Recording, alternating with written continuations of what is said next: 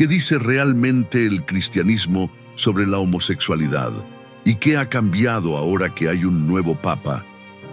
Durante siglos, la homosexualidad ha sido uno de los temas más controvertidos en las religiones. Pero hoy, más que nunca, las palabras y acciones de los líderes religiosos están bajo el microscopio. Y ahora, con la llegada del Papa León XIV, ¿estamos ante un cambio real o solo ante nuevas palabras para viejas posturas? Este video no busca condenar ni imponer una verdad absoluta. Queremos ofrecerte un espacio seguro para compartir tus pensamientos y experiencias. Número 1. Cristianismo y homosexualidad. Un debate que sigue. El cristianismo ha moldeado durante siglos la forma en que millones de personas entienden el amor, el cuerpo y el deseo. Y dentro de ese marco, la homosexualidad ha sido uno de los temas más debatidos, más polémicos y, también, más dolorosos. Durante mucho tiempo, muchas iglesias han predicado que las relaciones entre personas del mismo sexo son pecaminosas, inmorales o contrarias al orden natural. Pero detrás de esa postura hay una historia más compleja. No es solo cuestión de fe, sino también de traducciones, de política, de poder y de miedo. A lo largo del tiempo, algunos versículos de la Biblia han sido citados como referencia cuando se habla de la homosexualidad dentro del cristianismo. Uno de los más conocidos se encuentra en el libro de Levítico, capítulo 18, versículo 22.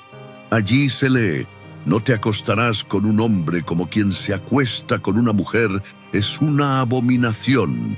Pero este verso está inserto en un conjunto de leyes rituales del Antiguo Testamento, conocido como el Código Levítico, escrito en un contexto cultural muy distinto.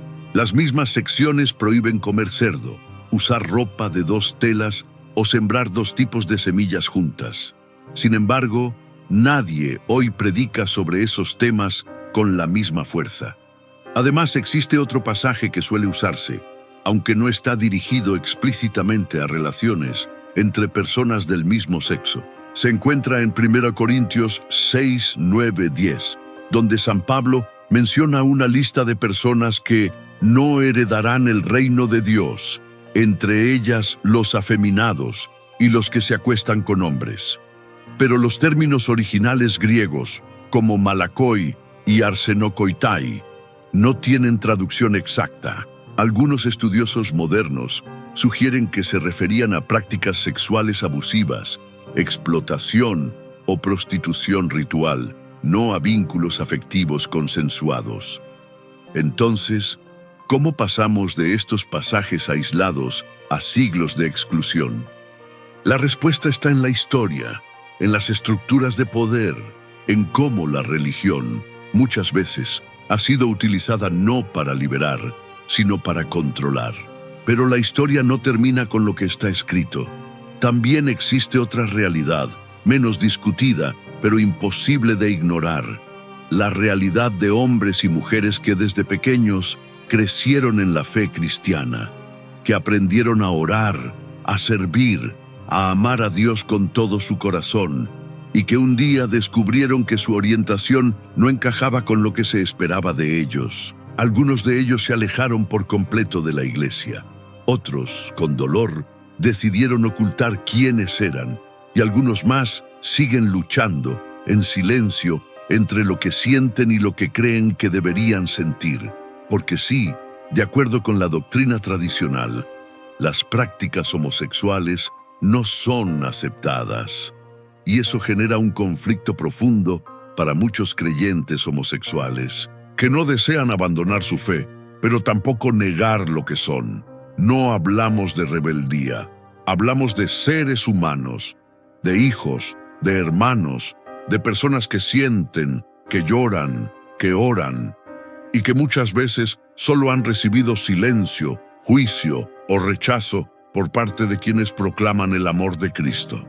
Y si el cristianismo fue fundado por alguien que tocaba a los intocables, que cenaba con los marginados y que defendía a los rechazados, ¿no deberíamos al menos escuchar a quienes llevan años siendo silenciados. Por eso, hoy queremos abrir este espacio. Queremos escucharte. ¿Has vivido algo similar? ¿Has sentido ese conflicto entre tu fe y tu identidad? Déjanos tu historia en los comentarios. Tu experiencia, por difícil o sencilla que parezca, puede darle luz a alguien más que aún no se atreve a hablar. Número 2. ¿Qué dijo Jesús sobre la homosexualidad? Cuando se habla de sexualidad y religión, muchas personas asumen que todo está dicho, que la condena es clara y que no hay nada más que discutir. Pero si volvemos al corazón del cristianismo, a la figura central de la fe, Jesús de Nazaret, ocurre algo sorprendente. Jesús nunca habló explícitamente sobre la homosexualidad. En ninguno de los evangelios encontramos una frase, una parábola o una enseñanza directa en la que Jesús condene o siquiera mencione a las personas homosexuales. Esto no significa que Jesús aprobaba ciertas prácticas, pero sí nos obliga a preguntarnos por qué, si era un tema tan importante, no fue parte de su mensaje. Porque Jesús sí habló una y otra vez del amor, de la misericordia, del perdón y, sobre todo, de quienes eran excluidos. Jesús tocó a los leprosos cuando nadie quería acercarse, defendió a la mujer adúltera cuando todos la querían apedrear. Se sentó a la mesa con cobradores de impuestos, pecadores y marginados.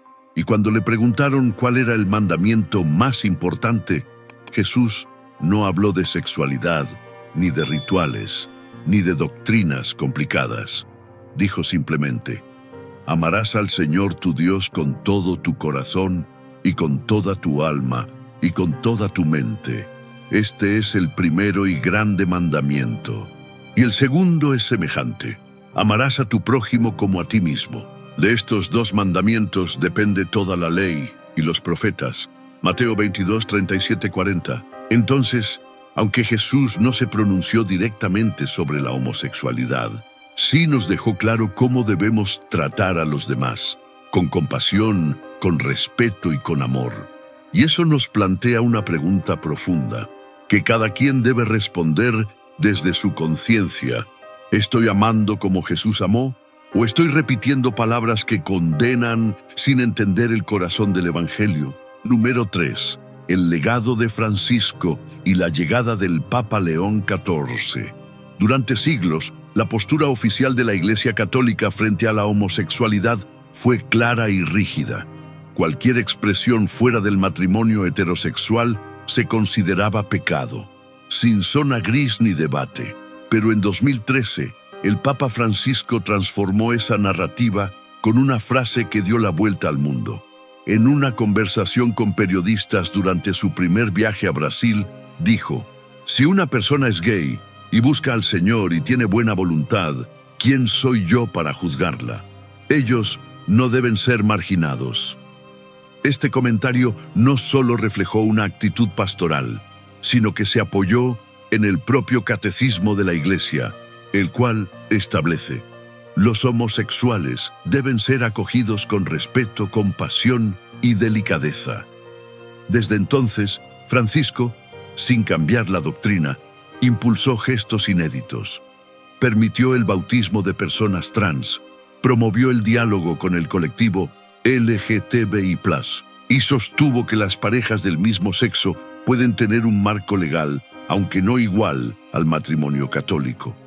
No fue una revolución doctrinal, pero sí un cambio de estilo profundo. Como dirían en Chrism Home y Felt B+, abrió las ventanas para airear la Iglesia. Y ahora, tras su muerte, se abre otro capítulo. Con la elección de León XIV, Robert Prevost, la atención mundial se ha centrado en sus primeros gestos y palabras. En su primer discurso oficial al cuerpo diplomático declaró: la familia se funda en la unión estable entre un hombre y una mujer. También reafirmó la dignidad de los no nacidos, los migrantes y las personas vulnerables. Pero sus opiniones previas, cuando era cardenal Prevost, levantan alerta. Fue crítico con el lobby homosexual, y cuestionó las nociones modernas de familia LGTB+. En 2012, como obispo, dijo que la ideología de género distorsiona la enseñanza cristiana y afirmó: las familias tradicionales eran mejores. Ya como papa, ha mantenido un tono prudente. No ha revertido la apertura de Francisco, pero tampoco ha impulsado nuevas iniciativas. Y ahora, hoy, la pregunta es urgente. ¿Seguirá la línea de misericordia y apertura o habrá un retorno a la cautela y el conservadurismo? Los gestos, los silencios y las palabras medidas de León XIV pesan mucho más que cualquier comunicación oficial, porque el mundo cambió. ¿Y tú, qué esperas de una iglesia en este tiempo? ¿Debe adaptarse al mundo o mantenerse firme en su tradición? ¿Es posible ser fiel a una creencia y al mismo tiempo abrir el corazón al otro sin juzgar? ¿Puede la espiritualidad crecer cuando se encuentra con la diversidad humana? Queremos conocer tu visión, tu sentir, tu historia. Este canal no pretende dar respuestas definitivas, pero sí abrir espacios donde tu voz también cuenta. Número 4. ¿Qué condena realmente la Biblia? ¿La homosexualidad o la violencia y el abuso? Durante siglos, la historia de Sodoma y Gomorra ha sido utilizada como uno de los pilares para condenar a las personas homosexuales. Se menciona fuego del cielo, castigo divino, destrucción total. El mensaje que muchos han recibido es simple. Lo que ocurrió en Sodoma fue homosexualidad, y Dios lo castigó con muerte. Pero, ¿eso es realmente lo que dice la Biblia? El relato aparece en Génesis capítulo 19. 2 ángeles llegan a la ciudad. Lot los recibe en su casa, y esa noche los hombres del pueblo rodean la casa y exigen que se los entregue.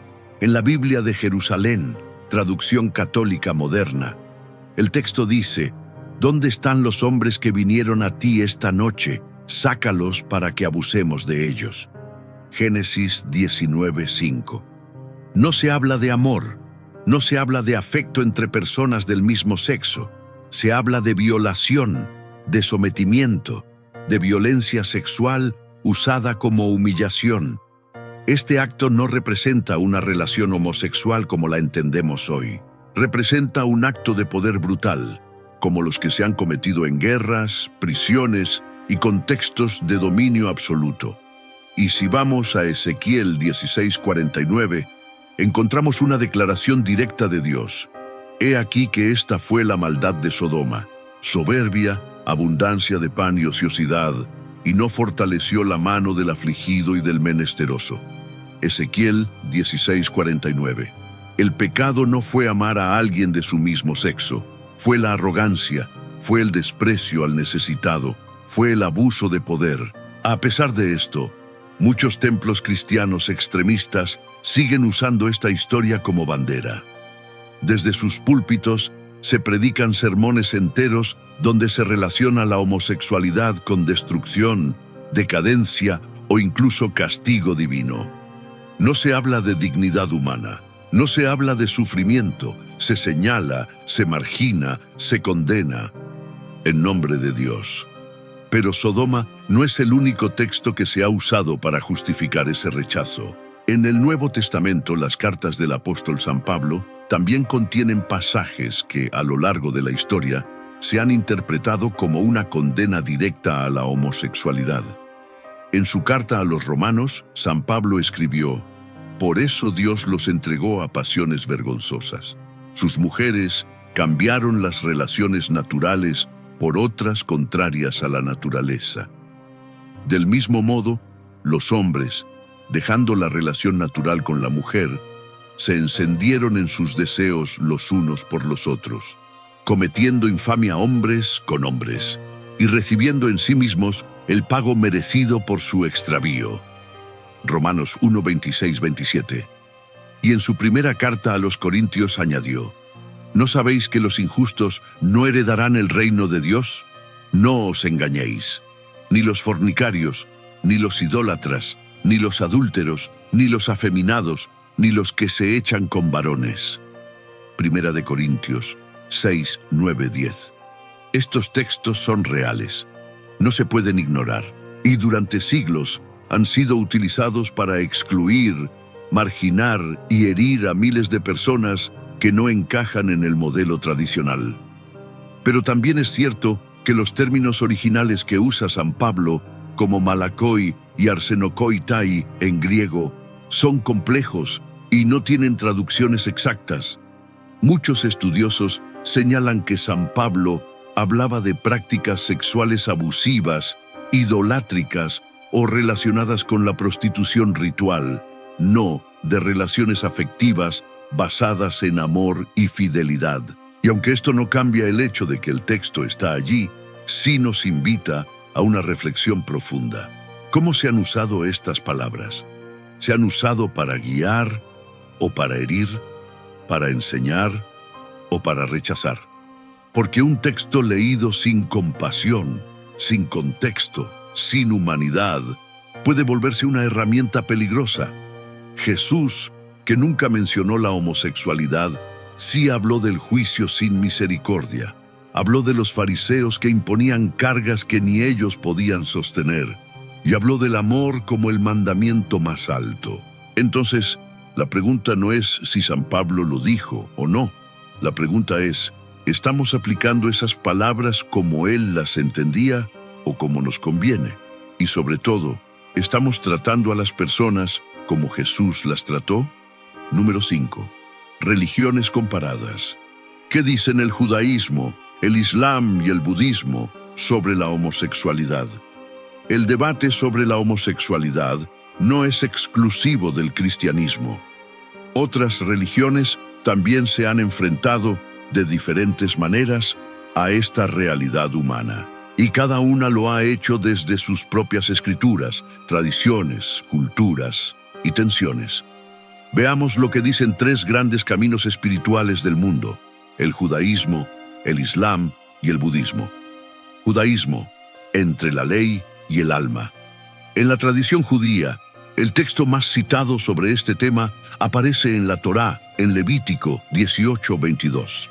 No te acostarás con un hombre como quien se acuesta con una mujer. Es una abominación. Levítico 18:22. Este versículo ha sido usado como base para condenar la homosexualidad dentro del judaísmo ortodoxo. Sin embargo, el Talmud, que es la tradición oral judía, alienta el debate constante. En el pensamiento judío, cuestionar no es ofender a Dios, es acercarse a Él. Por eso, muchos rabinos reformistas y conservadores han propuesto nuevas lecturas. Entienden que esa prohibición respondía a un contexto ritual del antiguo Israel y que hoy debe leerse desde la dignidad humana. Un ejemplo es el rabino Steven Greenberg, el primer rabino ortodoxo abiertamente gay, quien afirmó: ser judío no es obedecer sin pensar, es pensar mientras obedeces. Actualmente, muchas comunidades judías en Estados Unidos, Argentina, Israel y otros países bendicen uniones entre personas del mismo sexo sin perder su fe ni su fidelidad a la Torá. El Islam es otra de las religiones que más se menciona en este debate. En el Corán, el pasaje más citado es el del profeta Lut, equivalente al Lot bíblico.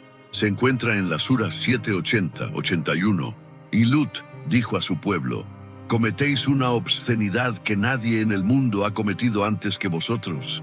Vosotros os llegáis a los hombres en lugar de a las mujeres. Sois un pueblo transgresor. Corán 7:80-81. Durante siglos, este pasaje ha sido interpretado como una condena a la homosexualidad. Pero estudiosos musulmanes modernos, como Scott Siraj al-Haq Kugle, argumentan que el pecado del pueblo de Lut no fue el amor homosexual, sino la violencia sexual, la humillación y la falta de hospitalidad. El Islam no tiene una postura única sobre este tema. En países como Irán, Arabia Saudita o Somalia, la homosexualidad es castigada con cárcel o incluso con la pena de muerte. Pero también hay comunidades musulmanas progresistas que buscan reinterpretar los textos desde el amor, la compasión y la justicia. Y es aquí donde entra el caso de Palestina, un ejemplo actual, crudo y muy real.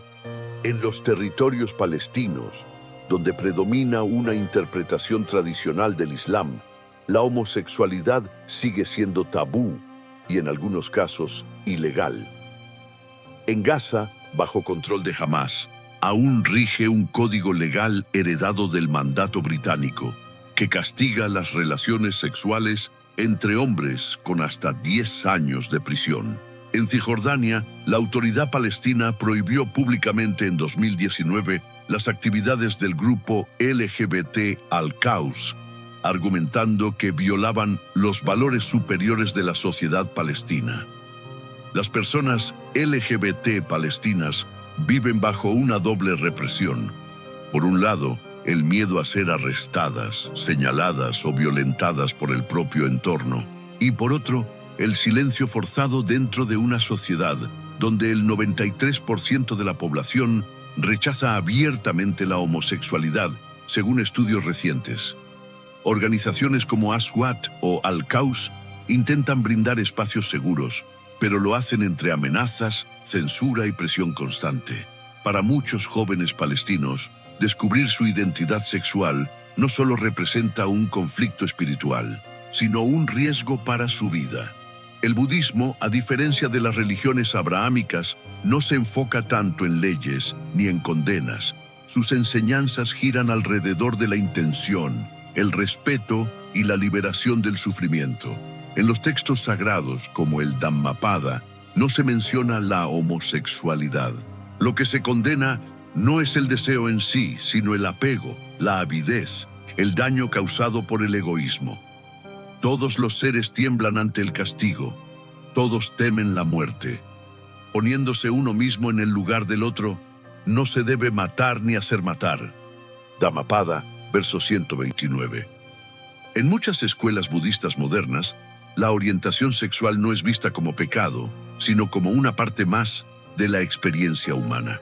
Monjes como Ajahn Brahm y el mismo Dalai Lama han declarado que la ética sexual budista debe centrarse en la compasión, la honestidad y el respeto mutuo, más que normas rígidas. ¿Y tú qué ves en todo esto?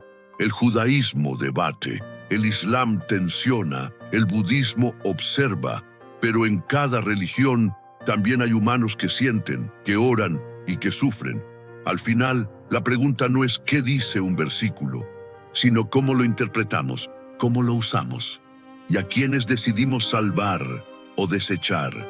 ¿Es la espiritualidad un escudo para rechazar al otro, o una oportunidad para elevarnos por encima del juicio? Hemos recorrido un camino difícil.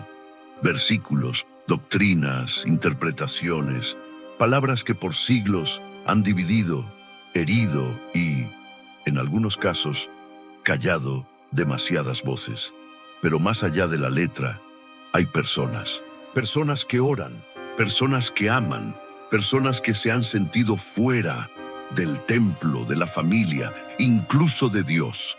Este video no pretende darte una respuesta absoluta, no busca imponerte una visión, solo quiere abrir un espacio donde puedas mirar con más profundidad, pensar con más libertad y sentir con más compasión. Porque hablar de homosexualidad y espiritualidad no es un ataque a la fe, es una oportunidad para purificarla, para hacerla más humana, más viva, más real. Y ahora te invitamos a ti que estás viendo esto, a que dejes tu opinión en los comentarios. Queremos escucharte, queremos leerte. ¿Qué piensas tú sobre este tema? ¿Te ha tocado vivirlo en carne propia? ¿Conoces a alguien que lo haya sufrido o cuestionado desde la fe?